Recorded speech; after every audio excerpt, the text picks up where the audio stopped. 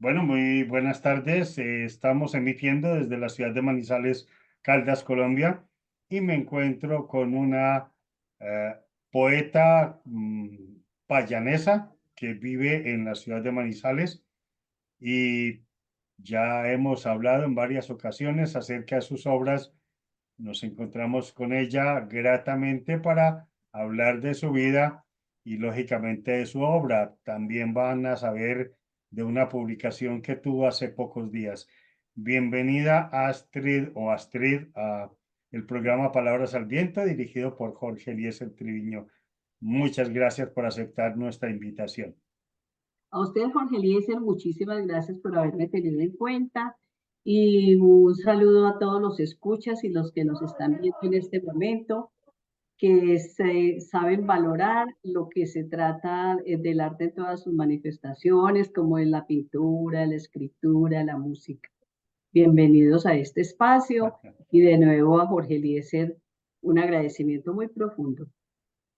Como siempre, yo soy el agradecido todas las veces que me agradecen porque sin ustedes, los escritores o poetas, este programa no existiría. Y sin quienes sepan de la labor de creación literaria, pues menos. Bueno, cuéntanos entonces de tu origen. ¿Naciste exactamente en Popayán o naciste en algún municipio de Del campo. ese, sí, del No, Cauca? te cuento o les cuento. Yo nací en Popayán, Cauca. Desde muy pequeña, allá tuve, pues mi madre era de allá y mi padre era de Sevilla Valle. Él era estudiante de ingeniería allá en la Universidad del Cauca y se conocieron, se casaron, tuvieron allá 4 hijos y luego cuando él ya se graduó nos vinimos para Sevilla Valle. Ahí empezó mi papá a ejercer su profesión, tuvo otra hija ahí y luego buscando un empleo llegó a Armenia. En Armenia tuvieron ya el último hijo para completar 6 retoños y ahí nos malcriamos los 6, ¿cómo te parece? En Armenia, Quindío. Allá estudiamos los primeros años de colegio, de escuela.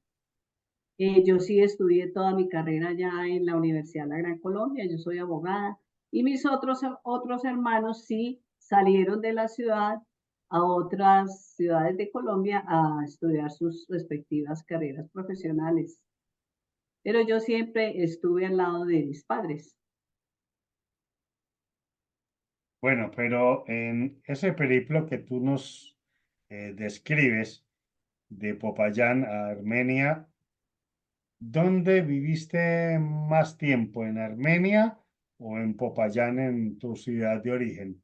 No, realmente en Popayán vivimos muy poco. Casi, pues imagínate que yo empecé a estudiar kinder, fue ya en Armenia. Entonces en Armenia se desarrolló casi toda mi vida, no solamente la estudiantil, sino la laboral, allá me casé, allá tuve mis hijos y ya estoy acá en Manizales, es por cuestiones laborales, porque yo después de Manizales, de Armenia, estuve en Bogotá, trabajé en el Consejo de Estado y luego, cuando ya salió el concurso de la rama judicial de magistrados de Tribunal Administrativo, me nombraron en el Chocó. Entonces estuve laborando en Quibdó alrededor de 2 años largos, hasta que me trasladaron acá a la ciudad de Manizales y yo me enamoré de Manizales y aquí me quedé. Acá ya me pude traer mis hijos y acá ellos estudiaron, terminaron sus estudios y luego ya también estudiaron en la universidad. ¿Y qué tipo de derecho ejerces tú, Astrid? Pues te cuento, yo en este momento de mi vida ya colgué los códigos. Yo trabajé más que todo en derecho administrativo, pero en los inicios, que como casi todos los que estudiamos derecho nos ama como el penal, que para defender al inocente, que al que están acusando mal, y yo me metí en ese ramo del penal y tuve una mala experiencia, entonces no volví con penal. También trabajé con laboral, porque siempre he querido como defender los derechos humanos laborales. Estuve un tiempo trabajando en laboral hasta que ya me decidí por el derecho administrativo casi toda mi carrera se limitó a esa esfera. Fui profesora de las universidades donde estuve viviendo y ya terminé ya vinculada en la rama judicial hasta que me jubilé acá en la ciudad de Manizales. Y aquí me quedé viviendo porque me gusta mucho, no solamente la bonomía de la gente de acá, sino esa cultura, esa solidaridad, es muy hospitalaria la ciudad, por eso muy bien puesta el remoquete de la ciudad de las puertas abiertas, porque la verdad es que aquí la persona que llega de otra parte es bien acogida. Bueno, y con respecto al derecho, ¿tú qué opinas con respecto a la situación actual de la justicia en nuestro país? Tú que conoces ya los recovecos de los distintas, de la penal, de la administrativa, que sabes que hay tantas leyes, eh, ¿cuál es la calificación que tú le das a la justicia colombiana, Astrid? Pues te cuento que no solamente en la justicia, sino casi todas las áreas del ser humano están en un desequilibrio impresionante. Eh, Uno podría decir que nos hace falta más amor a los seres humanos para que no haya tantos problemas, tantas injusticias entre los mismos humanos, entre los mismos hermanos. Entonces yo creo que desde que yo trabajé empecé a ver cosas que me sorprendían, desagradables, porque no eran positivas. Por eso mismo yo pensé que apenas cumpliera los requisitos, yo me retiraba, porque no quería seguir siendo parte de esas cosas que no van con mi ser, no van con mi forma de ser. ¿Tú opinas que hay demasiadas leyes y pocas se hacen efectivas, que faltan leyes, que falta en la parte ya del castigo, pues ya la parte de la aplicación de la justicia? ¿En dónde crees tú que está la falencia o las falencias de nuestra justicia colombiana? Yo diría que la falencia en todas las áreas, la ejecutiva, la legislativa y la judicial, la gran causa de todo eso es la corrupción que existe en todas las áreas. En todos los esquemas y todas las estructuras del Estado hay mucha corrupción. Y los que se atreven a negarse a ser corruptos, pues son retirados, los excluyen. ¿De qué manera los excluyen o de qué manera sucede ese tipo de acción cuando hay alguien que propende por realmente buscar la verdad y hacer que se cumplan las leyes o la justicia en determinada jurisdicción? Pues en distintas, como son tres áreas tan diferentes. Entonces, en la rama ejecutiva, por ejemplo, pues con la corrupción que existe más que todo y con la orientación política, pues juegan mucho, ¿no? Para sacar a los que no están de acuerdo con sus orientaciones políticas, así sean unas personas honestas. En la rama legislativa, pues legislando y sacando leyes que favorezcan a los mismos legisladores, no tanto a la sociedad, que son es que los voceros del pueblo, pero realmente no trabajan siempre para el pueblo. Hay excepciones, como en todas las ramas de las que estoy hablando. No voy a decir que todos los que trabajan con el gobierno o con el Estado son corruptos. Y en la rama judicial, que por fortuna se estableció la carrera, sí es más difícil que puedan sacar a alguien injustamente, aunque uno no sabe si harán las triquiñuelas para sacar a alguien iniciándole un proceso disciplinario o calificándolo mal para que deba salir de la carrera judicial. No sé, ese es su intrínculo y no los conozco mucho.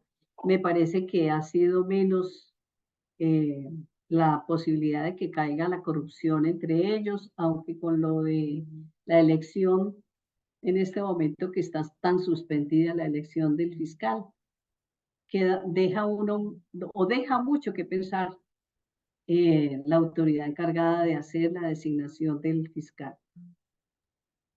Dentro del caso del fiscal, los fiscales que han pasado por nuestro país,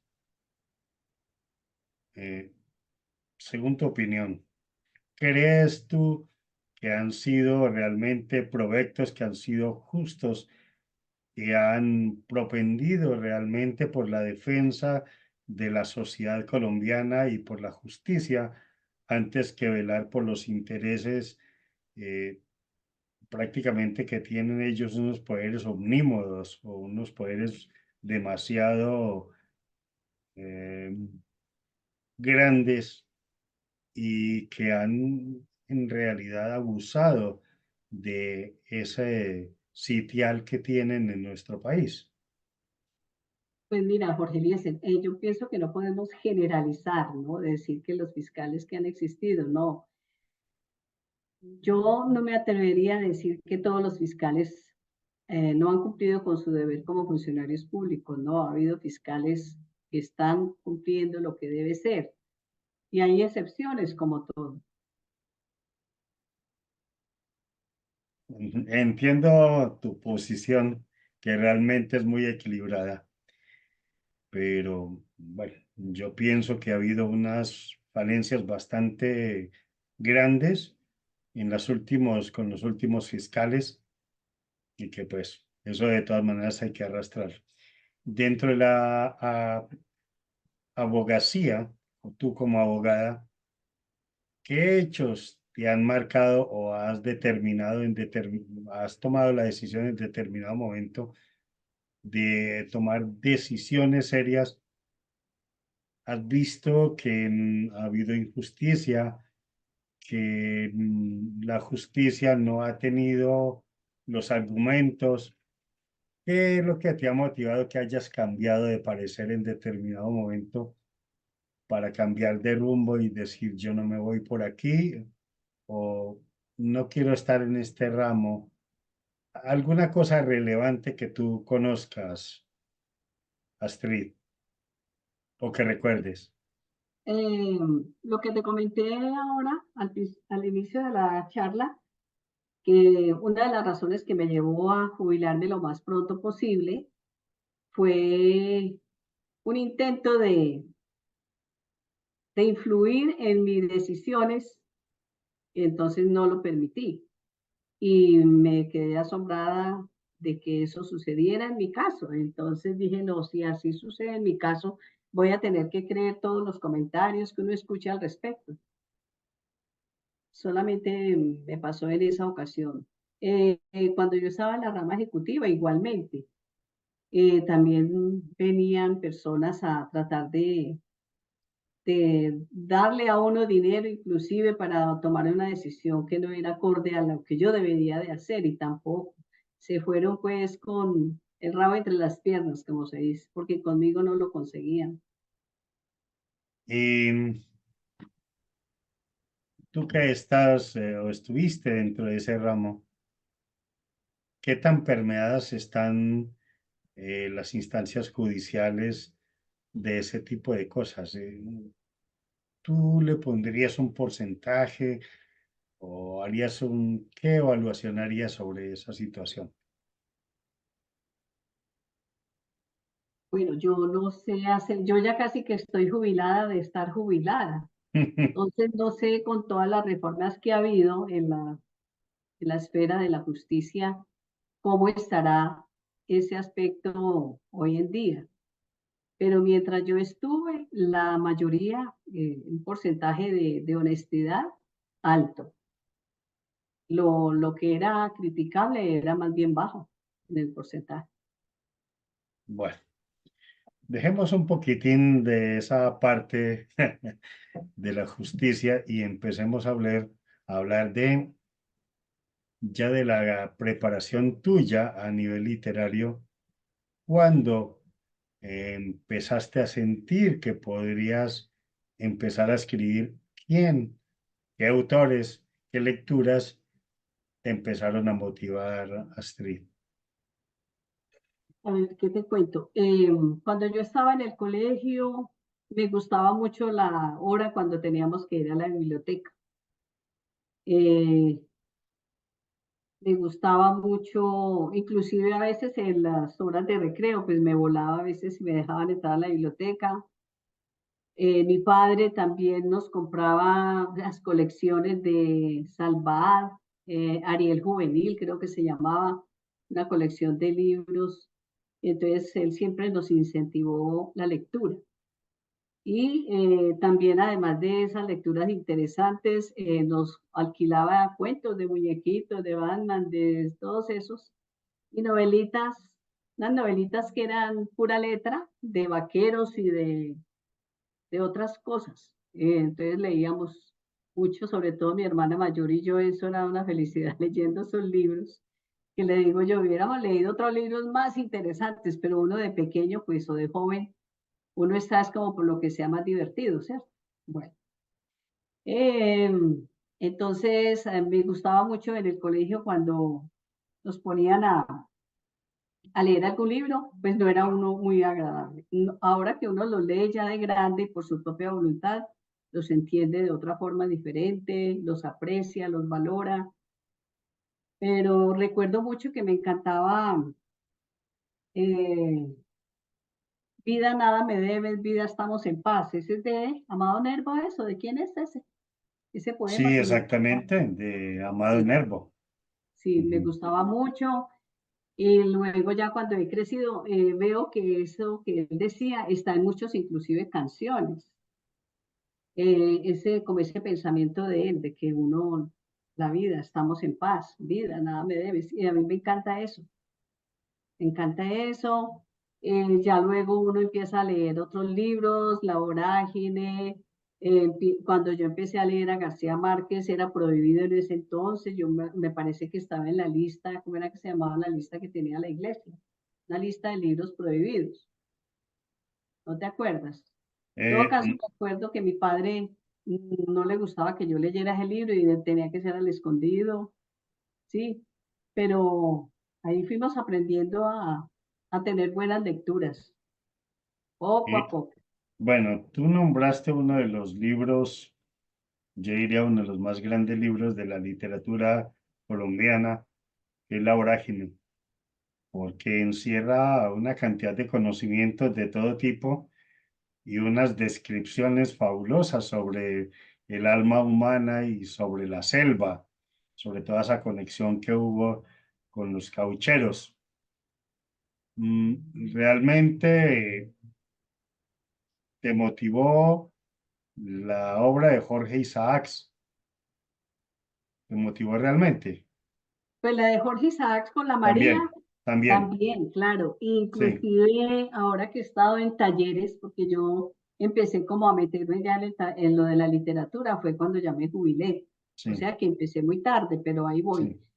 Y me encantaba pues lo que nos enseñaba la maestra o los maestros que he tenido, cómo disfrutaba uno esos libros que de pronto en la adolescencia le tocaba era leerlos por obligación. Se disfruta mucho más ahora.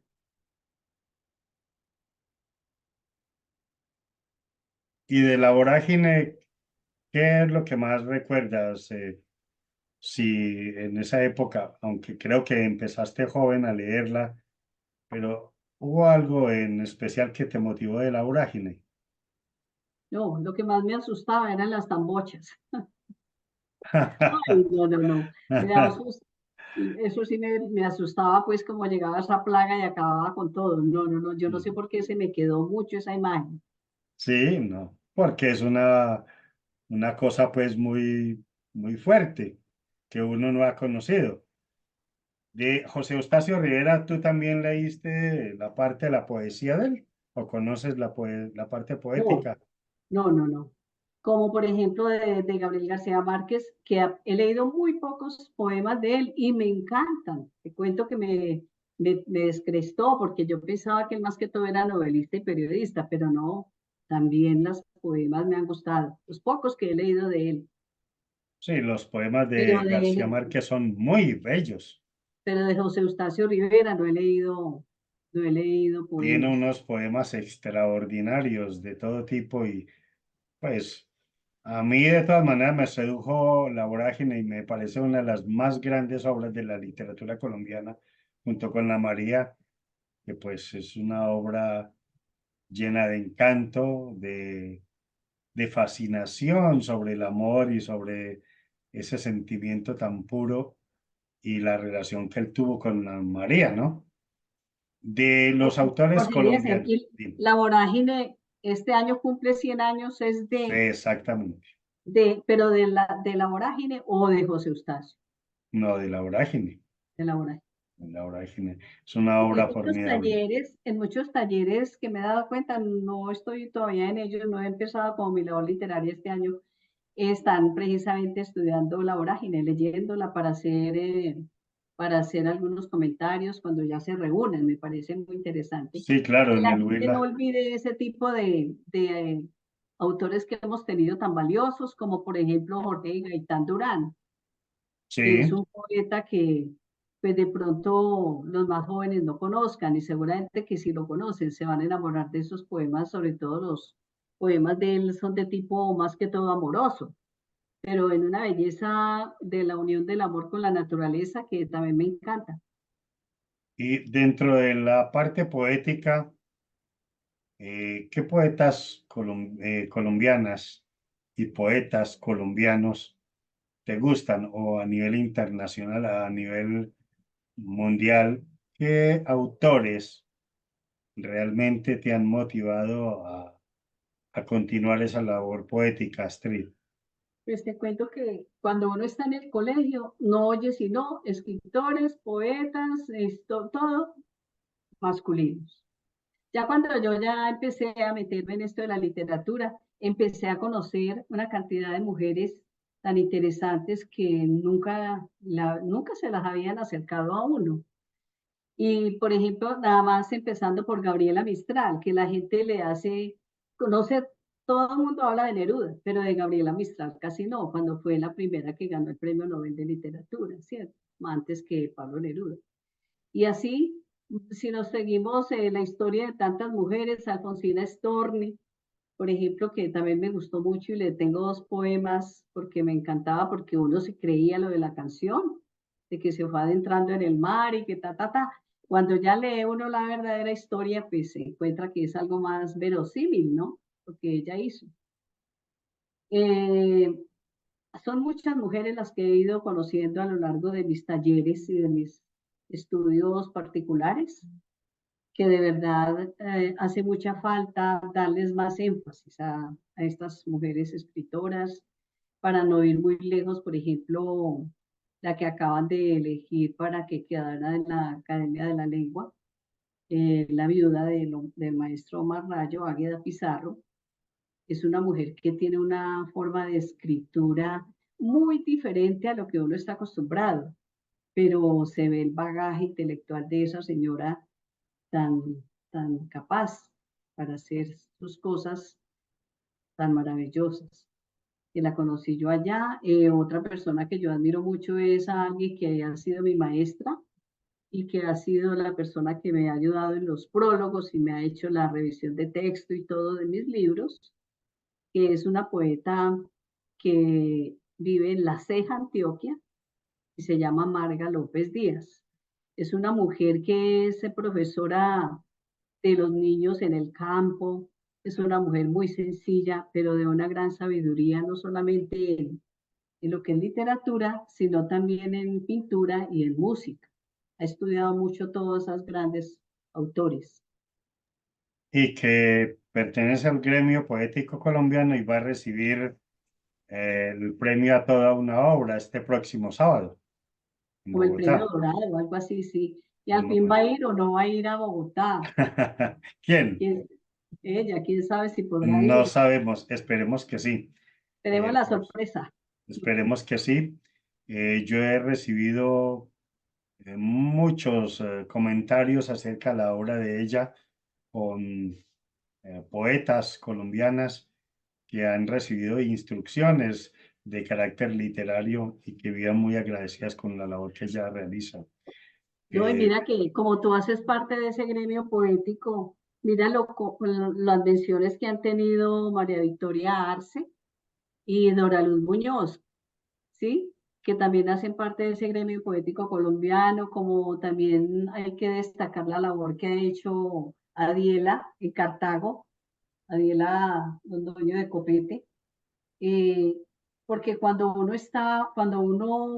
yo fui por primera vez a Roldanillo al encuentro de mujeres poetas, lo que nos decía Águeda era como que nos aconsejaba que en cada región donde hubiéramos venido, porque eso va todo el que quiera de cualquier región de Colombia, hiciéramos lo propio, o sea, fuéramos creando grupos de poesía de mujeres en cada departamento, en cada región. Yo recuerdo que el único departamento que lo había hecho era Antioquia. Sí. Era muy bueno ese grupo de Ana de Antioquia. Yo alcancé a estar en dos eventos que ellos hicieron hasta que finalmente se desmembró y dejó de existir. Y Adiela siguió con esa sugerencia que nos había hecho Águeda y mira cómo se ha mantenido en el tiempo el grupo de ella y lo que ella hace en Cartago. Son personas que calladamente, con mucha modestia, van haciendo labor y van haciendo un gran papel porque no solamente es entre las personas que estamos allí, sino que también acerca a la comunidad, estudiantes, jóvenes. Bueno, a mí me parece muy valiosa la labor que hacen. Lo que sí me parece es que no debiera haber una división entre la poesía masculina y la femenina. Yo mm, creo que tú ves y sabes que yo entrevisto a una cantidad de mujeres de, de todos los lugares del mundo y hombres por igual. Yo no hago distinción en una entrevista, en una charla, porque me parece que ambos están aportando al mundo muchas cosas. La visión femenina es muy importante porque es una visión desde el punto de vista del sentir y es una visión muy pura y muy limpia. Y pues la del hombre también es una visión también a veces material, pero también hay mucho encanto y hay mucha sensibilidad en muchos poetas. ¿No? Y se enriquece mucho. A mí,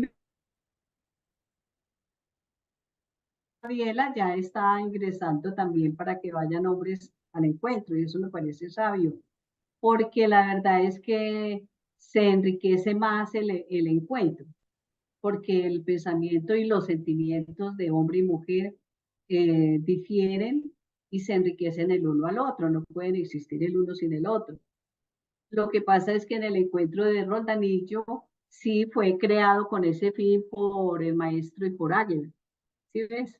Entonces es como por mantener ese origen y ese propósito porque era precisamente para darle un espacio de voz femenina, que no lo había.